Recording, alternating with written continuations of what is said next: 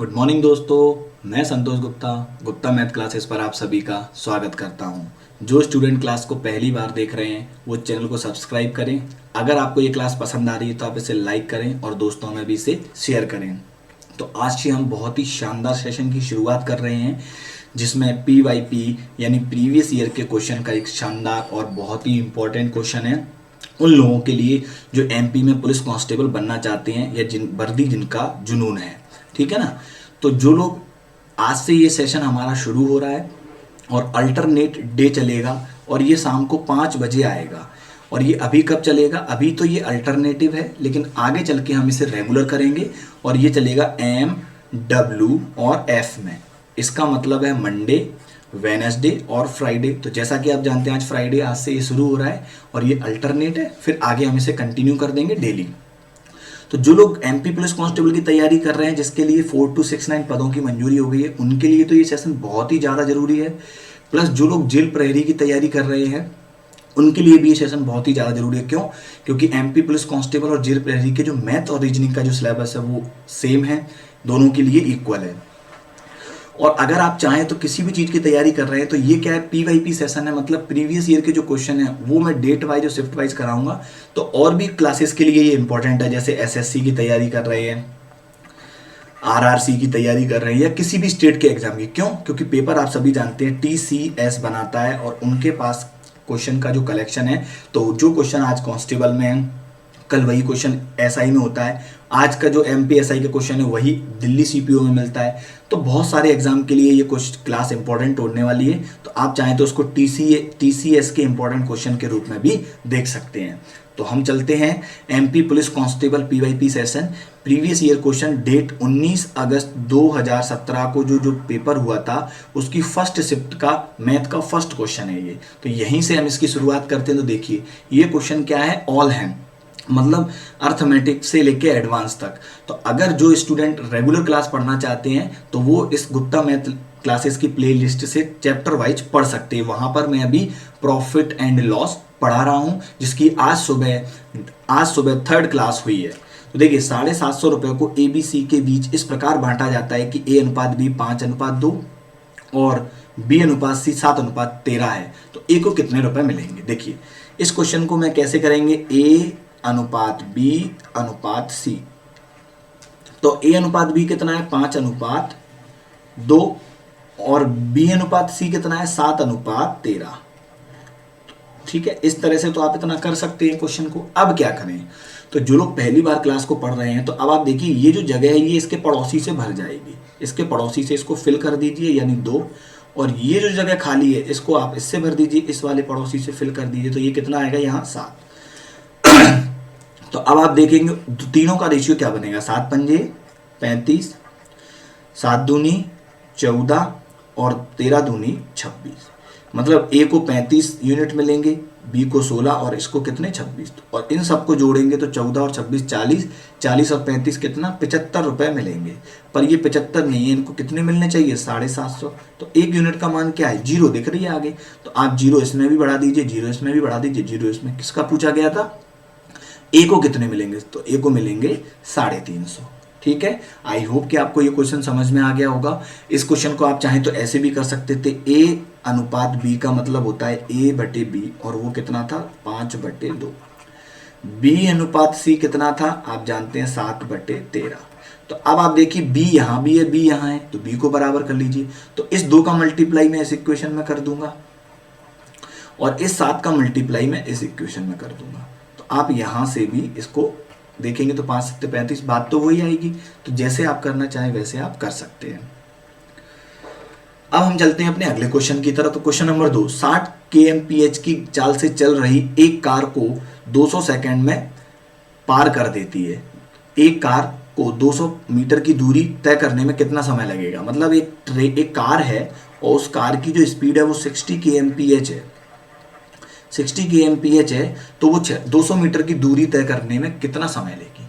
तो देखिए कंसेप्ट होता है, जब हम ट्रेन पढ़ेंगे तो बहुत ही शानदार तरीके से पढ़ेंगे। आप तो एक कंसेप्ट को आपने पढ़ा होगा, चाल बराबर दूरी बटे समय होता है ना। हाँ सर, ये तो हम बचपन से पढ़ते आए, इसको याद रहता है सबको। लेकिन हम इससे भी एक कंसेप्ट सरल है। अब देखिए टी को इधर ले जाएंगे तो क्या होगा, टी को इधर ले जाएंगे तो एस टी हो जाएगा, तो चाल बराबर दूरी बटे समय, तो ये क्या हो जाएगा, एक नया कंसेप्ट निकल के आएगा, एस टी बराबर डी। कोई दिक्कत हो तो बताओ। और हमें क्या निकालना है, कितना समय लगेगा। तो अब आप देखेंगे टी को यहीं रहने दो, तो एस कहाँ जाएगा, नीचे, यानी टाइम निकालने के लिए क्या होता है, डिस्टेंस अपॉन स्पीड। इसमें आपको कोई समस्या नहीं होगी, बेसिक है बिल्कुल। तो दूरी कितनी है सर, 200 मीटर की। चाल कितनी है, चाल है आपकी 60 किलोमीटर प्रति घंटा। बस ये आपका आंसर है। पर ऑप्शन में ऐसा नहीं है, आंसर यही है क्या, कि देखिए ये दूरी किस में है, मीटर में, और टाइम किस में है, आवर्स में, मतलब स्पीड किस में, किलोमीटर प्रति घंटा। यदि आपकी दूरी मीटर में होती है, जो डिस्टेंस अगर आपकी मीटर में है, तो टाइम आपका हमेशा सेकंड में होगा, और अगर आपकी डिस्टेंस किलोमीटर में है तो जो टाइम है वो आपका आवर्स में होगा, घंटे में। ये बिल्कुल बेसिक कंसेप्ट होता है। तो अब इस दूरी को, जो ये स्पीड है सॉरी, इसको हम बदलेंगे किसमें, मीटर पर सेकंड में। तो मीटर पर सेकंड में बदलने के लिए क्या करेंगे, 5/18। अभी आप लिख लीजिए कि मीटर पर किलोमीटर के एम से मीटर पर सेकंड में बदलने के लिए, एमपीएस में बदलने के लिए क्या करते हैं, 5/18 से गुणा। और अगर वापस एमपीएस से केएम में आएंगे तो 18/5 उल्टा कर देंगे, तो 5/18। ये 18 को मैं हटा देता हूं क्योंकि ये ऊपर जाने वाला है। अब आप देखेंगे 6 18, 6 से कितना आएगा, 10, 0 से 0। आप देखेंगे 5 से कितना आएगा, 4, यानी 4 तिया 12, यानी आप कहेंगे 12 सेकेंड आंसर आएगा। आ गया आंसर। सर ये भी ऑप्शन में नहीं है। तो देखिए क्वेश्चन किस तरीके से घुमाता है आपको। क्वेश्चन का आंसर कितना सरल है, लेकिन उसने ऑप्शन कैसे दिए हैं। कई लोग तो कहेंगे 12 सेकेंड, अरे ये तो गलत आ रहा है। आप देखिए 12 सेकेंड है और ये ऑप्शन किस में है, मिनट में। तो अगर मैं मिनट सेकेंड को मिनट में बदलूंगा तो 60 से डिवाइड कर दूंगा। तो आप देखेंगे 12 एकम 12, 12 पंजे 60, यानी 1/5 मिनट हमारा क्या होगा, आंसर होगा। ठीक है, अगर क्वेश्चन पसंद आया है तो क्लास को तुरंत आप लाइक करें। ठीक है, अब हम चलते हैं अपने अगले क्वेश्चन की तरफ। देखिए 5 से विभाजित होने वाली 3 अंकों की कितनी संख्या है। मैंने देखा है कई लोग इस क्वेश्चन को देखते हैं, जोड़ने लग जाते। जोड़ने लग जाओगे भैया, 3 अंकों की संख्या है, तो इस क्वेश्चन को कैसे करेंगे। क्वेश्चन देखने में बहुत टफ है, पढ़ने में टफ है, लेकिन जिन लोगों को अगर कंसेप्ट पता है उनके लिए ये क्वेश्चन सबसे सरल है। कैसे सर, देखिए मैं आपको यहाँ पर एक कंसेप्ट बताता हूँ। अगर मान लीजिए मैं एक सीरीज लिखने वाला हूँ, देखिए ध्यान से, 3, 6, 9, 12, 15, 18, 21, 24। अब ये टर्म कितनी लिखी है, तो अभी तो आपको बोर्ड पर दिख रही होंगी सामने स्क्रीन पर, 1 2 3 4। लेकिन अगर ये ऐसे लिखी, ये तो दिख रही है ना, तो ये तो आप गिन लोगे। लेकिन अगर मैं इसमें ऐसा कर देता 3, 6, डैश डैश डैश डैश और लास्ट में 24 लिख देता। लिखने को तो मैं 240 भी लिख दूं, लेकिन मुझे आपको समझाना है, तो अब आप इसको जोड़ते हाथ से। लेकिन 24 तक तो पॉसिबल है, क्या 240 तक पॉसिबल है इसको, क्या 2400 तक पॉसिबल है। तो ऐसे केस में नंबर ऑफ टर्म कैसे निकालते हैं, नंबर ऑफ टर्म यानी पदों की संख्या कैसे निकालेंगे सर। तो देखिए मैं इससे समझा देता हूं। कुछ नहीं करना है आपको, लास्ट वाली संख्या से पहली वाली को माइनस करना है। अच्छा सर, कर लेते हैं। 24 में से 3 को माइनस करना है, और जो इनका डिफरेंस है उससे इसको डिवाइड करना है। कर दिया सर, हो गया, नहीं उसमें +1 करना है। अच्छा देखिए अब कैसे, 24 में से 3 जाएंगे तो 21, 21 में 3 से डिवाइड करेंगे तो 7 और 1 ये आ गया। तो अब आपके पद कितने आ गए, 8। अब आप गिन लीजिए 1 2 3 4 5 6 7 8। ठीक है, क्या करेंगे, लास्ट वाली टर्म में से फर्स्ट वाली को माइनस करते हैं, और जो इनका डिफरेंस है उसको हम डिवाइड करते हैं, उसमें +1 करते हैं। देखिए ट्रिक नहीं है ये लॉजिक है, एक कंसेप्ट है पूरा, इसीलिए मैंने आपको इसमें समझाया है। आप समझ गए कितने टर्म है इसमें, 8। अब अगर वो 240 भी लिखता ना इसमें, तो अब हम निकाल सकते हैं कैसे, 240 माइनस पहली वाली संख्या और इनका अंतर और प्लस का 1।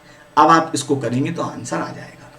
तो अब इस क्वेश्चन को कर लेंगे, बिल्कुल करेंगे। कैसे, देखिए अगर मैं आपसे बात करूं कि इस क्वेश्चन को करने के लिए मैं क्या करता हूं, 5 से विभाजित होने वाली 3 अंकों की कितनी संख्या है।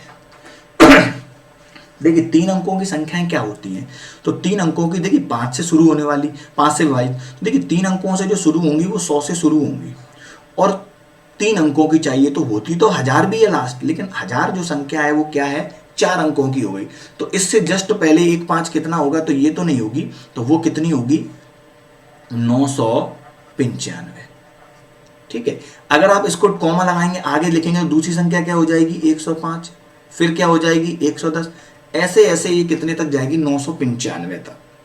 तो हमें क्या करना है, पदों की संख्या निकालनी है, वही संख्या डिविजिबल होंगी 5 से।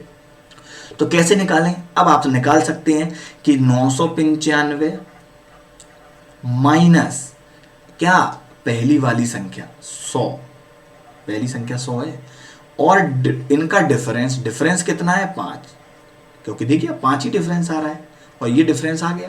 तो अब आप देखेंगे ये कितना बचेगा, 895 अपॉन में 5, तो 5 एकम 5 कितने बचे, 3, 39, 5 सत्ते 35 और 5 नब्बे 45, प्लस 1 भी है यहाँ, है ना, प्लस 1 है, तो प्लस 1 करेंगे तो कितना आएगा, 180 संख्याएं ऐसी हैं जो 5 से डिविजिबल होंगी। क्वेश्चन पसंद आ गया है तो अब आप समझ जाइए आपको क्या करना है। अब हम चलते हैं अपने अगले क्वेश्चन की तरफ। तो अगले क्वेश्चन में बोला गया पिता और पुत्र की आयु का अनुपात इतना है, 5 साल बाद उनकी आयु का योग 75 होगा, तो पिता की वर्तमान आयु क्या है। ठीक है, देखिए अगर मैं मान लेता हूं कि पिता यानी फादर और जो सन की आयु का अनुपात है वो 9 और 4 है, चूंकि ये अनुपात है तो मैं इसमें एक वेरिएंस ले लेता हूं x, और इसमें भी वेरिएंस x ले लिया। सर ऐसा क्यों किया है, अभी आपको पता चलेगा। अब आपको बोला है 5 साल के बाद उनकी आयु का योग कितना होगा, तो देखिए 5 साल के बाद पिताजी की भी आयु कितनी बढ़ेगी, 5, तो 9x प्लस के 5 प्लस 4x प्लस के 5, और उनकी आयु का योग यानी ये पिता और पुत्र की आयु का योग कितना है, 75 दे रखा है आपको यहां पर। तो आप देखेंगे 9 और 4 13x, तो ये हो गए, है ना, बराबर। देखिए 5 और 5 10, ये प्लस के 10 इधर जाएंगे तो माइनस हो जाएंगे, तो 75 में से अगर आप 10 घटाएंगे, तो मैं थोड़ा सा शॉर्ट कर रहा हूं क्योंकि ये PYP सेशन है, तो थोड़ा सा आप माइंड कैलकुलेशन भी करेंगे। 10 घटाएंगे 65, तो x का मान ये कितना आने वाला है, 5। अब आपसे क्या पूछा गया है, पिता की वर्तमान आयु, तो पिता की वर्तमान आयु का 5 से मल्टीप्लाई करेंगे तो कितना आएगा, 15, option number 45, option number A. एक तरीका ये है, ठीक है। एक तरीका इसमें और था कि आप इसमें थोड़ा समय और बचा सकते थे। क्या देखिए अगर मैं आपसे बात करूं, मुझे इतना पता है कि जो ये फादर हैं और ये सन है, इनकी आयु का रेशियो 9:4 है आज यानी प्रेजेंट में। 5 साल बाद तो आप मुझे ये बताइए इन दोनों की एज कितनी बढ़ेगी, तो आप कहेंगे सर 5 पिताजी की बढ़ेगी, 5 बच्चे की, यानी 10 साल एज बढ़ेगी, और ये जो 75 है, इस 75 में मैं 10 माइनस भी करूंगा। सर क्यों करेंगे, क्योंकि मुझे इसको प्रेजेंट में लाना है, ये 5 वर्ष बाद है, मुझे उसको उसी समय में लाना है, तो उस समय आयु कितनी होगी, आप कहेंगे सर 65, तो 9 और 4 13 यूनिट का मान अगर 65 है तो 1 यूनिट का मान कितना आएगा, 5, 5 से 45, है ना। बहुत ही सरल क्वेश्चन है। अब हम चलते हैं अपने अगले क्वेश्चन की तरफ। देखिए कितने रुपए का 20% 400 रुपए के बराबर है। ये कांस्टेबल के आए हुए पेपर के क्वेश्चन है, आपको डेट और शिफ्ट भी दे रखी है। आप चाहें तो ये PDF में आपको जैसे ही ये पेपर कंप्लीट होगा 2 दिन में, तो मैं इसकी PDF आपको लिंक कर दूंगा और टेलीग्राम पर भी आपको भेज दूंगा, तो वहां से आप इसकी पूरी PDF जिसमें आप GS वगैरह के क्वेश्चन भी देख सकते हैं। अभी फिलहाल हम मैथ की बात कर रहे हैं। तो कितने रुपए का 20% 400 के बराबर है, कितने का मुझे नहीं पता, मैं मान लेता हूं A का या X का, मान लीजिए X का 20%, 20% को हटाएंगे तो नीचे 100 आएगा, बराबर 400। आप देखेंगे 1 0 से 1 0 कट गई, 2 से ये कितना कटा, 2, और ये 1 0 और है, तो 200 और 1 0 कितना हो गया, 2000। तो आंसर कितना आ गया, ऑप्शन नंबर बी, है ना। एक तो ये तरीका है, एक तरीका ये भी है कि आप देखिए 20%, किसका 20% 400 के, इसका 20% जीवन में कभी भी 400 के बराबर नहीं आएगा, देख लेना आप। इसका 20% देखेंगे तो 10% कैसे निकालते हैं, एक जीरो हटा दें, 10% अगर 200 है तो 20% 400 होगा। तो माइंड कैलकुलेशन से भी इस क्वेश्चन को हम कर सकते हैं। अब हम देखते हैं अगला क्वेश्चन। 12 आदमियों द्वारा किया गया किसी काम को 9 दिन में पूरा किया जाता है। 6 दिन काम करने के बाद उनके साथ 6 आदमी और जुड़ जाते हैं, अब काम कितने दिन में पूरा होगा। बिल्कुल यही क्वेश्चन मैंने आपके टाइम एंड वर्क का जब चैप्टर पढ़ाया था, टाइम एंड वर्क में मैंने उस क्वेश्चन में आपको उस चैप्टर में इस क्वेश्चन को कराया है। तो जिन स्टूडेंट को पूरा टाइम एंड वर्क कंसेप्ट से पढ़ना है, बहुत ही शानदार from basic to high level, वो time and work by Santosh Gupta search कर सकते हैं यूट्यूब पर, या गुप्ता मैथ क्लासेस की जीएमसी प्लेलिस्ट में जाके भी पढ़ सकते हैं। तो अब आप देखिए इस क्वेश्चन को कैसे करेंगे। तो मुझे पता है 12 व्यक्ति किसी काम को 9 दिनों में करते हैं। तो आपको पता है ये मैन है, ये इनका टाइम है डी, है ना। तो इफिशियंसी इनटू टाइम बराबर टोटल वर्क हो जाता है। ये एक पूरा काम है कि 12 व्यक्ति किसी काम को 9 दिन में पूरा करेंगे। तो ये काम है, हमने फाइल में लिख लिया। अब आपसे बोला गया है कि 6 दिन काम करने के बाद, इसका मतलब इन 12 व्यक्तियों ने 6 दिन तक काम किया है, इसमें कोई दो राय नहीं होनी चाहिए। बोले बिल्कुल नहीं है सर।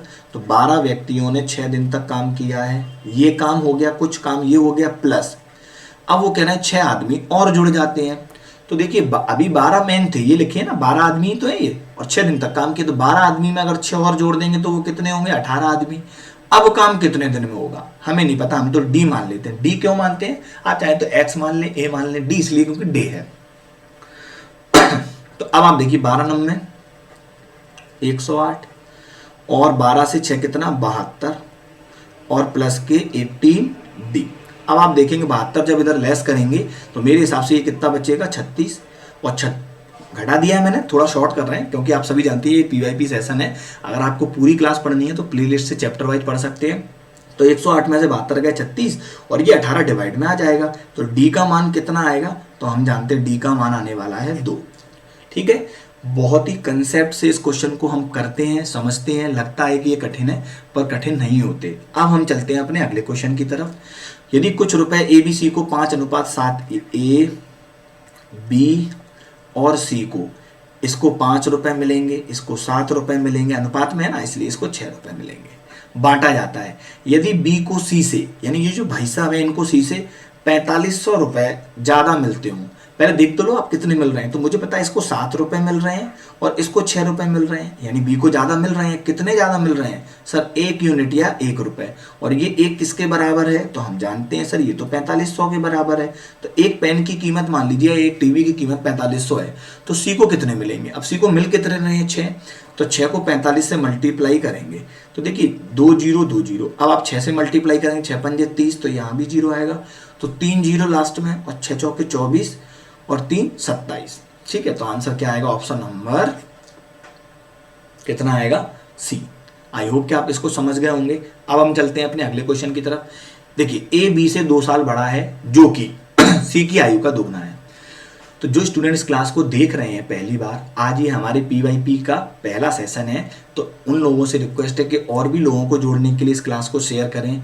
आप अपने स्टेटस पे भी इसको लगा सकते हैं, जिससे और भी लोग जुड़ेंगे तो हमें पढ़ने में मजा आएगा। और कुछ दिनों में फिर हम लाइव क्लास भी चालू करेंगे, तो आप लोगों को बहुत अच्छा लगेगा पढ़ने में। देखिए अब आते हैं क्वेश्चन की ओर। ए बी से 2 साल बड़ा है। अब जो की वर्ड किसके लिए आता है, तो कई लोग तो इसमें कंफ्यूज हो जाते हैं कि ये किसके लिए है, सी के लिए है कि ए के लिए है कि बी के लिए है। तो जो कि, जिसका, है ना, ये जो शब्द होते हैं वो आते हैं पास वाले। इसके पास जो सबसे पहले व्यक्ति होगा, तो इसके पास कौन है, बी। जो, जिसका, जो कि, ये इसके लिए। अगर यहाँ और या तथा है तो वो फर्स्ट वाले पर्सन के लिए होता है। ठीक है, मैंने आपको यहाँ ये कंसेप्ट क्लियर कर दिया है कि जो कि, जिसका, जो भी होता है वो आगे जो पास में व्यक्ति है उसके लिए होते हैं, और या तथा लिख के आए वो फर्स्ट वाले के लिए। तो देखिए जो कि मतलब यहाँ पर 3 लोग हैं, ए बी और सी। अब जो कि मतलब बी है वो सी की आयु का दोगुना है। तो अगर मैं इसको 1x मान लूं तो ये दोगुना होगा, क्योंकि जो कि किसका है, बी के लिए, और बी कितना हो जाएगा 2x। ठीक है, अब आगे इस लाइन को पढ़ते हैं। ए बी से 2 साल बड़ा है, तो ए 2x तो होगा ही, प्लस कितना और होगा 2 साल, और इनका योग देखिए ए बी सी तीनों का कुल आयु का योग 27 वर्ष है। तो कुल आयु का योग का मतलब होता है, इनको मैं यहीं जोड़ देता हूं, क्योंकि थोड़ा शॉर्ट कराएंगे जिससे हमारे पेपर ज़्यादा से ज़्यादा सॉल्व हो जाएंगे। तो आप देखिए 2x और 2x 4x और एक 5x हो जाएगा ये, है ना, और ये किसके बराबर है 27 के।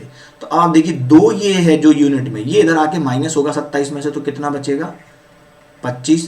तो x का मान तो हमें यहाँ से 5 मिल गया। अब आपसे पूछा a की आयु बताएं, तो a की आयु कितनी थी, देखिए 5, देखिए 2, x का मान कितना 5 प्लस के 2, तो 5 दूनी 10 और 2 12, option number A. I hope कि आपको ये क्वेश्चन समझ में आ रहे होंगे। अब हम चलते हैं अगले क्वेश्चन की तरफ। ए और बी एक साथ किसी काम को 30 दिनों में पूरा कर सकते हैं। ए प्लस बी, ये क्वेश्चन भी बिल्कुल टाइम एंड वर्क का, यही क्वेश्चन मैंने टाइम एंड वर्क में कराया हुआ है बिल्कुल। ये क्वेश्चन जिन लोगों ने क्लास पढ़ी है वो वहां से देख सकते हैं कि हाँ सर ये क्वेश्चन आपने कराया है। ए प्लस बी किसी काम को कितने दिन में करते हैं, 30 दिन में। अब मैं एलसीएम क्या मानूं, और एलसीएम क्यों मानते हैं, क्योंकि एलसीएम वो संख्या होती है जो हमारा टोटल काम माना जाता है।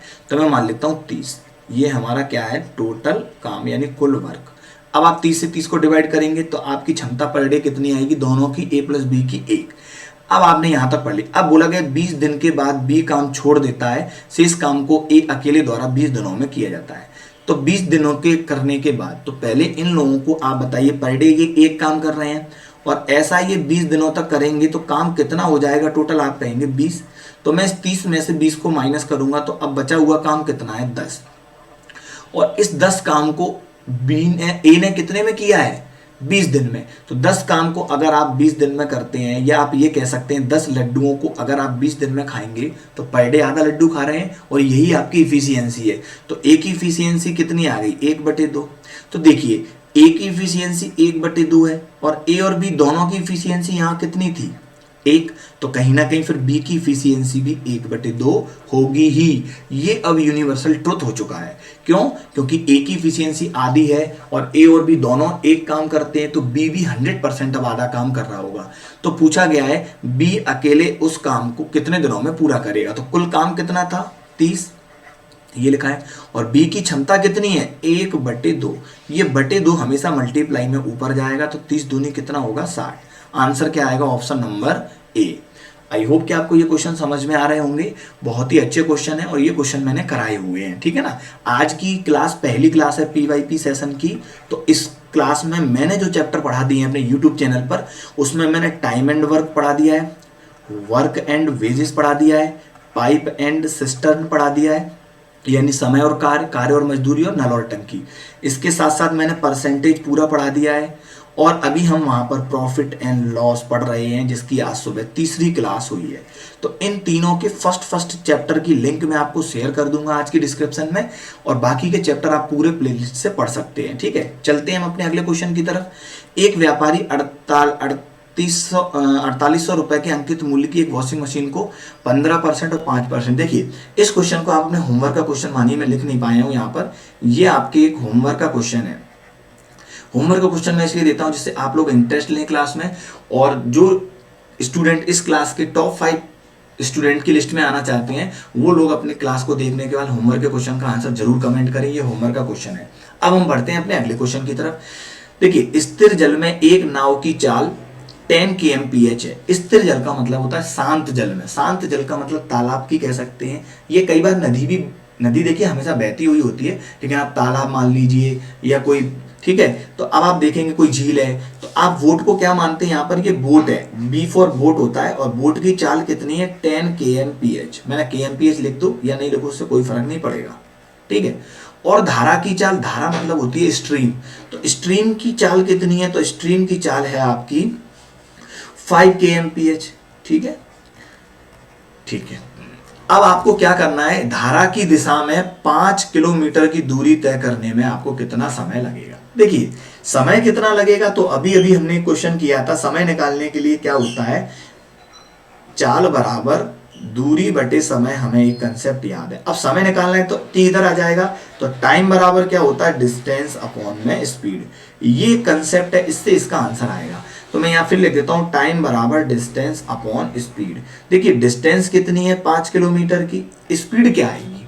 तो अब आप यहाँ पर एक छोटा सा कंसेप्ट समझे, कि यदि आप शांत जल में चल रहे हैं तो आप 1 घंटे में कितनी दूरी तय करेंगे। 10 kmph का मतलब होता है 10 किलोमीटर 1 घंटे में।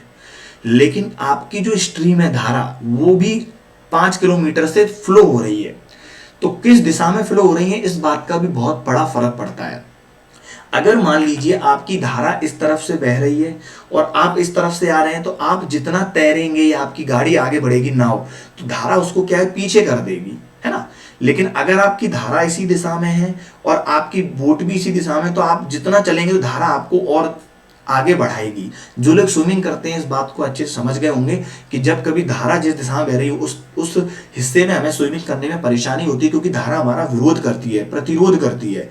लेकिन अगर जिस दिशा में नदी बहती है उस दिशा में हम थोड़ी सी मेहनत से क्या करते हैं, आसानी से स्विमिंग कर लेते हैं। तो इसका एक कंसेप्ट है। कंसेप्ट क्या है, यदि धारा की दिशा में हो, धारा की दिशा में हो, धारा की दिशा में, तो क्या होगा सर, तो कुछ नहीं होगा, वोट प्लस स्ट्रीम होगा, इन दोनों की चाल जुड़ जाएगी।